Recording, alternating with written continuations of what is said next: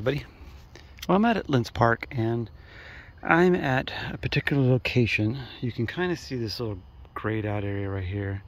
Anyways, this little area is where a house used to sit. And because I knew that this house sat here and was demolished, I came here many times with my metal detector trying to find something. And I picked up wheat pennies in here, and the only thing silver that I ever picked up was somewhere in this little vicinity right here. Was I think it was a Philippine $50 coin, which was, for me, that was like an outstanding find, because I've hunted this little section many times. Got a target here. So far my walk out, I've dug. I've gotten 2 nails, so I gotta kind of watch out for those iffies. But I am digging the iffies, but I gotta be a little bit more selective on the iffies. So 2 nails, a penny and a dime, and a penny and dime were in this area that I have hunted before, but it's been many years ago. So it's possible that these coins could have settled over time with the mud. But I got one here. Let's see what this is.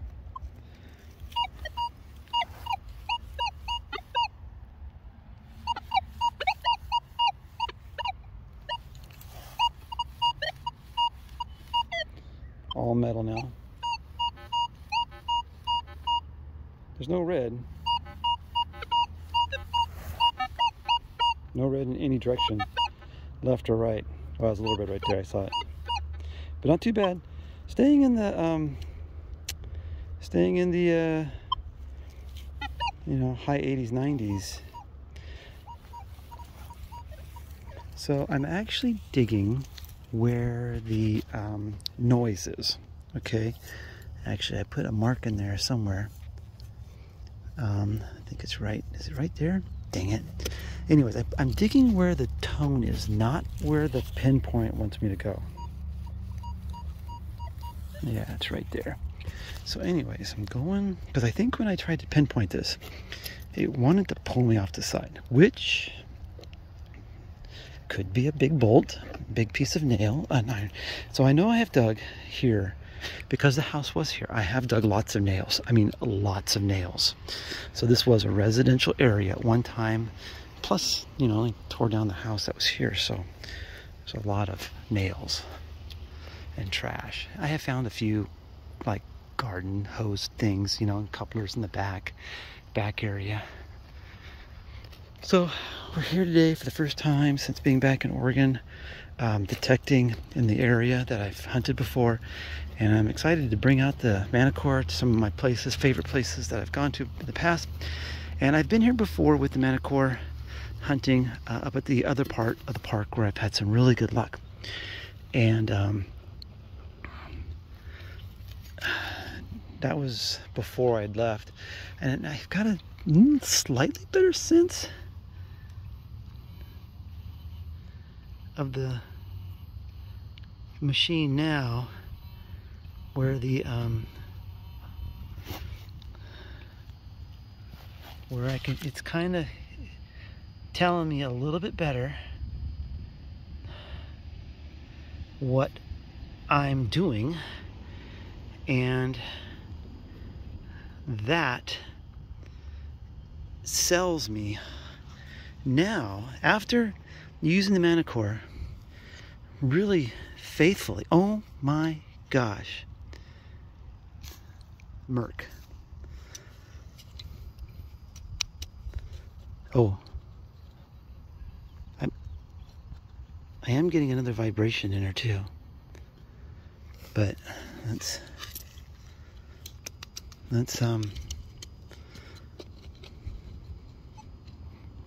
could be just me pushing too hard on the probe and being excited. That is amazing. That right there is the selling point. You know me, if you've watched any of my videos, you know that I've complained about MineLab, and I've complained about them going to kind of more of a beep and dig type of detector. And I complained about it since they went away from the E-trac and they went to the CTX, and you know, everything else after that has been, they just never had that tone. But I will say that I said I was going to give the Manticore a year. You know, that's how I did it with the CTX.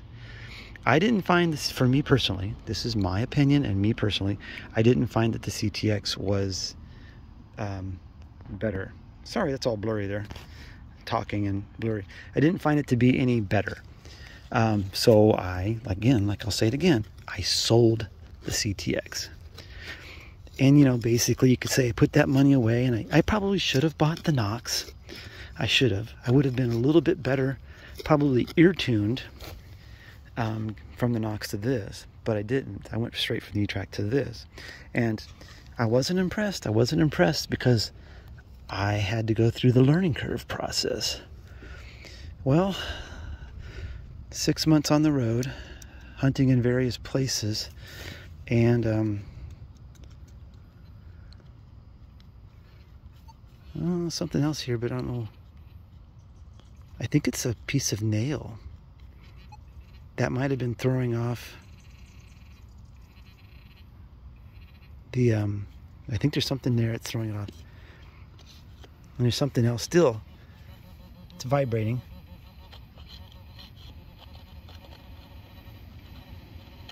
All right, let me dig this out.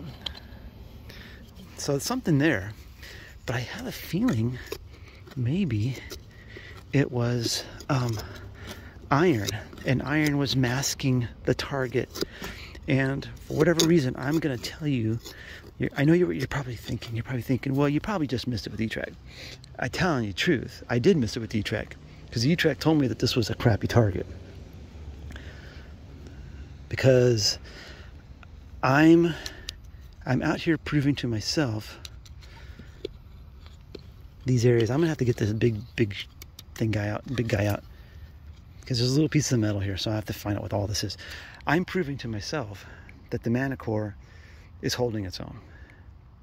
I'm finding to myself, when I go back to these particular places, like this right here, and I pull out a mercury dime, that blows my mind.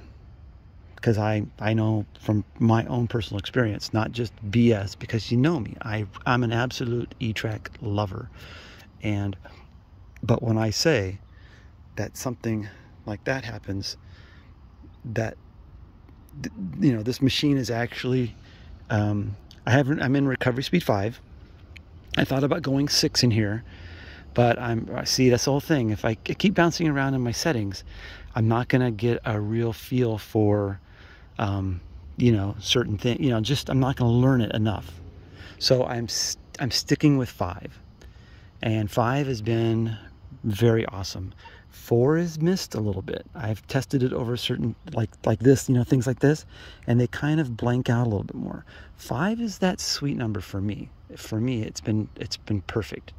Anyways, I'm talking way too much. I'm really ecstatic and excited that I found this silver in this location that I have pounded myself. I just know it, and it's the detector. So it's not me this time, it's the detector, but I am learning it, telling me what to dig, what not to dig. So sorry for that long-winded thing, but I am pretty stoked. I'm gonna keep digging this out. I'll let you know what it is in a minute.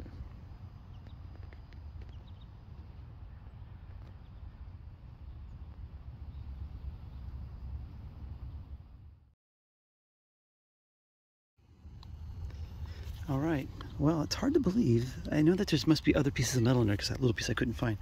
But there's just a little piece of wire. That's about it. Tucked in right next to probably where the dime was. Throwing it off just enough. But I can't imagine that there must be more iron somewhere deeper around this to have thrown that number off a little bit. But that number was coming in good. High 80s, 90s. It's just the detector being better than the E-trac at this point in time. Yeah, here's another one. This one's pretty solid. 90-93.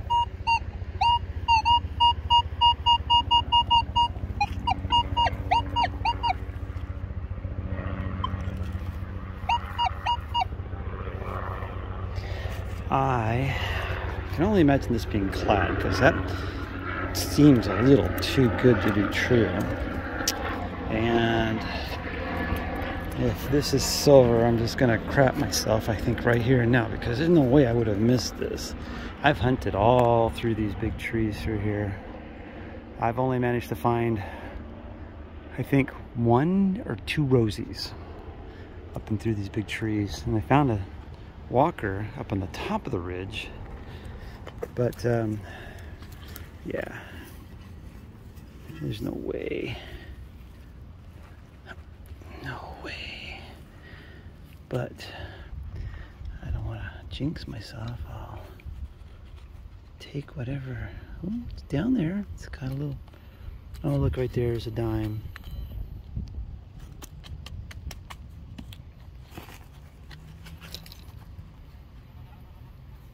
Something else down there.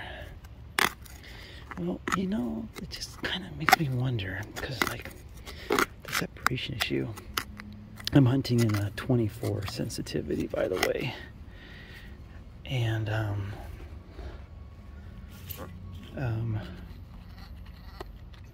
well, I'm going to dig this out, because I bet you anything, this is probably a piece of iron. But that sounded really good. I mean, granted, that's, dime. It just sounded deeper. Anyways, there is something else deeper here. I'm gonna dig that out in a second here. Oh, it's hard to do. Hard to do with the one hand. So anyways, I'll dig that out. It's probably, I'm gonna say it's probably a piece of iron. I was masking that dime. And yeah, maybe I just overlooked it, but I don't think this was as deep as I'd hoped. Anyways, we'll keep going. Yep, so below that dime was this iron. Well, something is down about 7 inches. That's not supposed to be there. I don't know what that is. Probably a piece of chrome from a car. But it's gonna take me a bit to get that out. Check it out when I get it out. Well, I'm getting it. It almost looks like a handle for a butter knife or something. It's got some decorative on it, some writing. And get that out. Probably a stainless steel utensil. But boy, I'm working for it. Well, it's not what I thought it was going to be.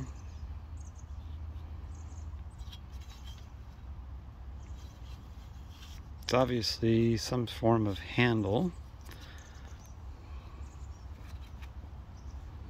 But honestly, I couldn't tell you if they came off a bicycle or if that was a car. Or an appliance. But I'm sure it's dated back into the 50s, maybe. I don't know. Could it be 60s? Help me out, guys. What do you think that is? Obviously attached over here. This was a handle.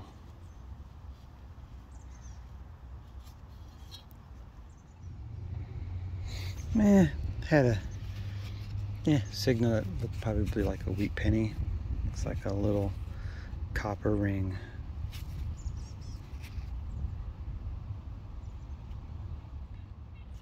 Well, another random little piece that was once chrome plated. I'm assuming that might be for like a, it's pretty heavy though.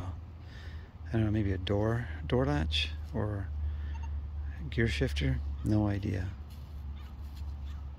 Alright, maybe we can get one more live dig in here before my battery runs out. I've got to recharge everything. But it's okay because my day's just about ready to end anyways. Let's see, where's my... Here's what this guy sounds like. Now, the painting up here. You can kind of hear it cutting off a little bit, it's elongating. All metal. Turn 90 degrees.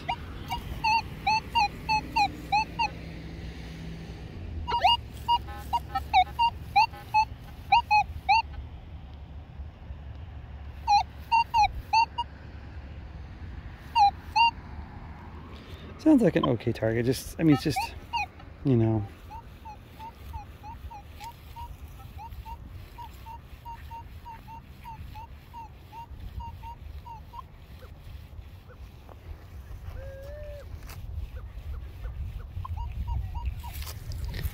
We'll see.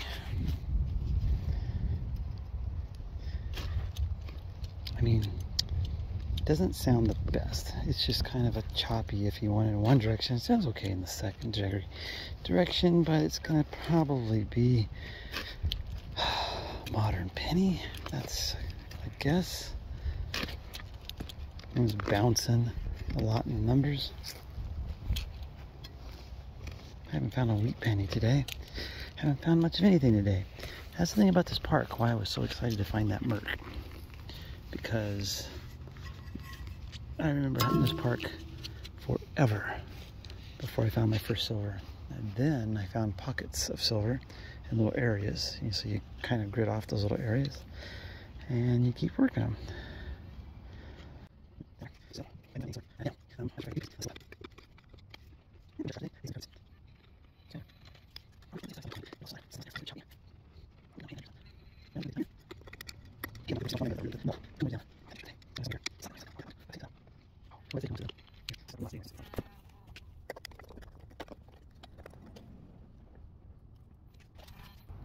Oh, it's a nail. Nail.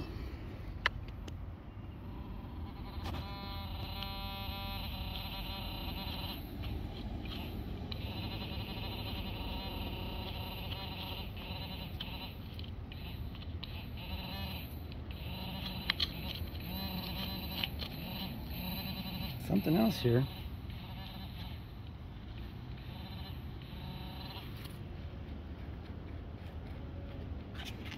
Can't seem to figure out where that's at. It's not that. Oh, another piece of nail.